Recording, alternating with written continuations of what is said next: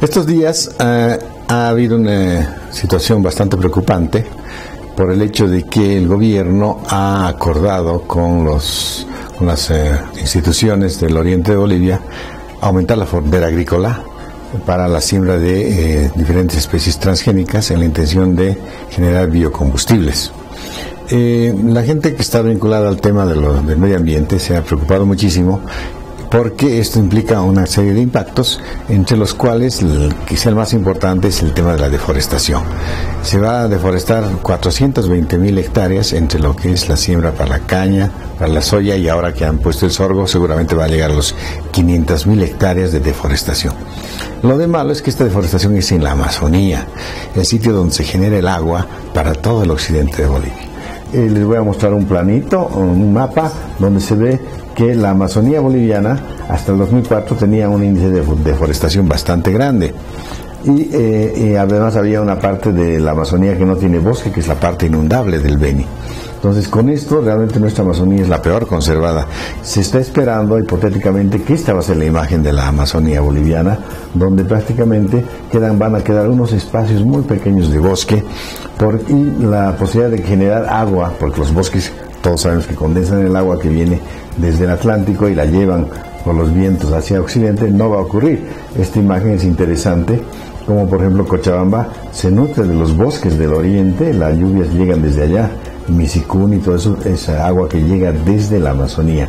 Si no hay Amazonía, la sequía para occidente va a ser muy severa, pero además también la sequía para el oriente, porque sabemos nosotros que esta lluvia que llega a occidente luego se vierte por los ríos hacia el oriente, hacia la Amazonía, y si estos caudales bajan, también va cantidad de agua necesaria para la vida en el oriente.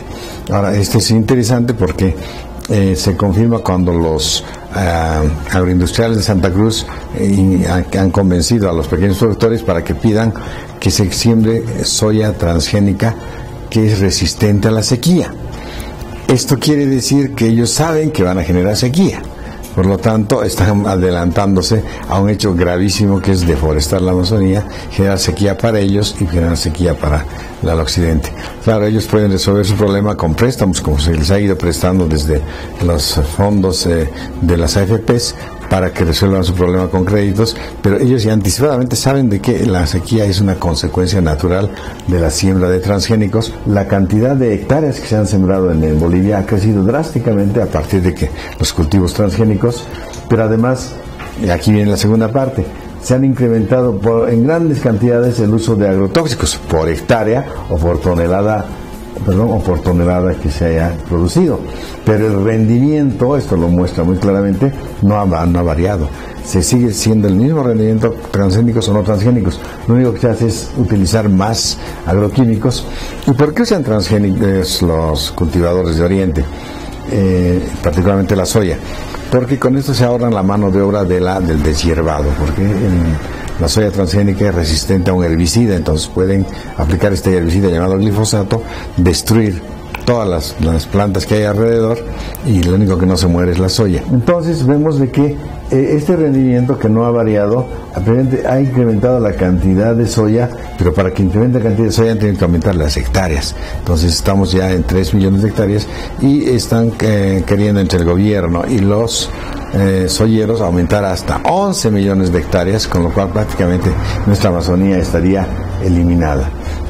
Conviene mostrar que esto significa una cantidad enorme de dinero que sale del país en forma de agroquímicos, dentro de ellos el glifosato, que es casi la mitad de lo que llega de ingresos por la soya y por otras oleaginosas. Entonces, pero como además se les da esto que es el diésel subvencionado, y además otra serie de facilidades, como por ejemplo de que no paguen impuestos más que el 1%, entonces realmente es muy poca la ganancia, y esta ganancia además retorna al exterior. ¿Por qué? Porque gran parte de los empresarios soyeros son extranjeros. Ahora hay que hacer notar que el glifosato que utilizan para los transgénicos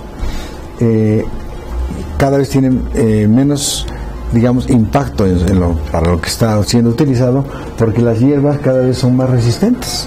Entonces están teniendo que utilizar otros productos mucho más tóxicos, como el 2,4-D, que es el agente naranja, que se ha utilizado en el Vietnam, o el paraquat, que provoca daños severos a nivel de pulmón, y por lo tanto esta cantidad impresionante de agroquímicos, que han llegado ya a elevarse en el 500% de lo que era el año 2004, está causando severo daño al medio ambiente, a la salud de los pobladores. Desde aquella vez que se empezó a utilizar agroquímicos para los transgénicos, ha aumentado las epidemias de fiebre amarilla, dengue, chikungunya, zika, etcétera. ¿Por qué? Porque este glifosato, el agua se va hacia los curichales, hacia los manantiales, hacia los ríos, y mata peces y sapos, que son los que se encargan de controlar a los mosquitos a través de que se comen los huevos. Pero como ya no hay estos sapos, entonces ha habido epidemia, porque esos mosquitos son vectores de estas enfermedades virales. Va en contra de lo que ocurre en el mundo. En Europa está usando cada vez menos agroquímicos, aunque en Estados Unidos sí. Entonces le seguimos el curso a lo que hacen los Estados Unidos, no obstante que somos un país que supuestamente somos antiimperialistas.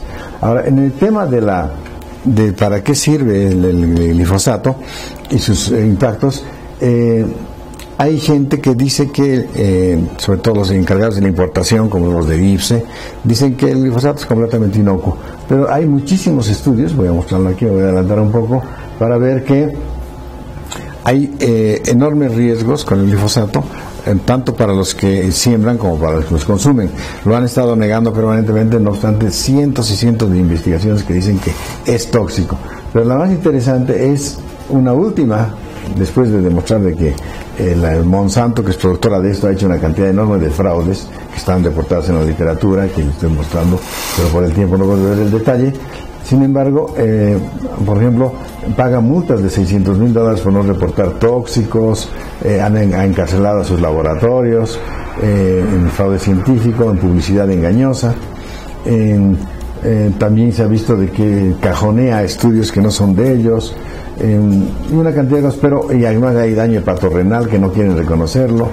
Pero lo último que ha ocurrido, les voy a mostrar, es esto que de un estudio muy reciente, que precisamente el Instituto de Ecología lo ha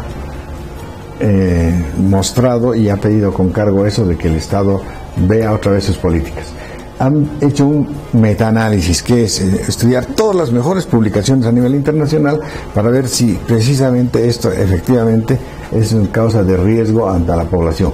Y han encontrado que efectivamente los herbicidas basados en glifosato provocan riesgo de lo que se llama el linfoma no-Hodgkin, que es un cáncer de la sangre muy grave, mortal, y han encontrado que sí, todos los datos muestran que efectivamente el riesgo a los que están en contacto con esto, están expuestos, aumenta drásticamente. Pero no solo eso, sino que han encontrado, de que además de este potencial carcinogénico, encuentran que hay daños a nivel renal, daños a nivel hepático, hay inmunosupresión, hay daños endocrinos, y que lo está demostrando toda la literatura después de hacer un análisis muy exhaustivo e independiente, porque este estudio lo hicieron gente de universidades como la de California, de Berkeley, de Seattle, de Estados Unidos, de Francia, de Suecia también.